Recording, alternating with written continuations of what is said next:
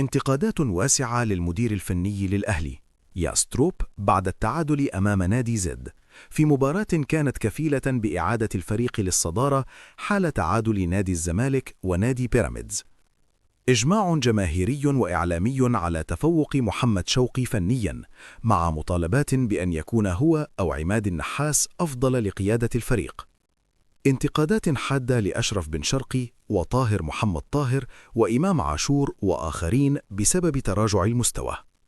أحمد شبير يؤكد نقلاً عن 5 خبراء تحكيم وجود ركلة جزاء صحيحة للأهلي لم تحتسب أمام زد. ناصر عباس: يد لاعب زد كانت ممدودة وكبرت حجم الجسم وتستوجب ركلة جزاء. توفيق السيد: الحالة تستحق تدخل الفار واليد كانت في وضع بلوك وليس دعم. إجماع تحكيمي على صحة إلغاء هدف زد بداعي التسلل. انتقادات لوليد صلاح الدين لعدم ممارسة دور الضغط التحكيمي كما كان يفعل سيد عبد الحفيظ. موقع سوفا سكور يمنح تريزيجيه ثاني أفضل تقييم بعد علي لطفي، ويمنح محمد الشناوي أسوأ تقييم، ومروان عثمان ثاني أسوأ تقييم. أسامة حسني ينتقد ياستروب بسبب الاعتماد على طاهر أساسياً بدلاً من حسين الشحات.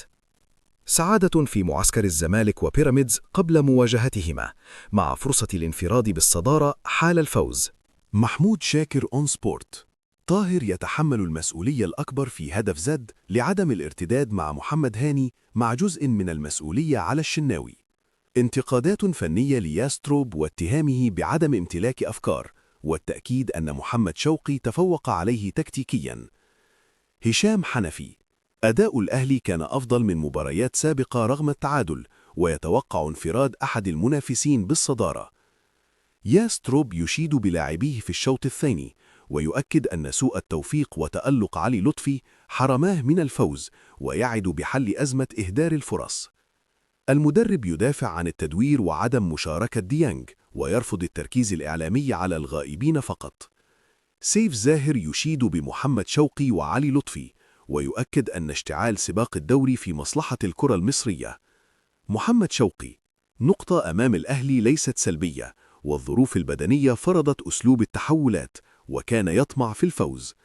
محمد فضل: تريزيجيه أفضل لاعب رغم مشاركته 40 دقيقة، وأكد وجود أزمة واضحة في مركز رأس الحربة. أمير هشام يهاجم ياستروب، ويؤكد تفوق محمد شوقي عليه. خالد بيبو يشيد بلاعبي زد وتنفيذهم التعليمات، والتعادل نتيجة مرضية أمام الأهلي. علي لطفي: كان يتمنى الفوز، شعر بخطورة الأهلي بعد التعادل، وأكد أن تريزيجيه لاعب كبير وكان مصدر الخطورة الأكبر.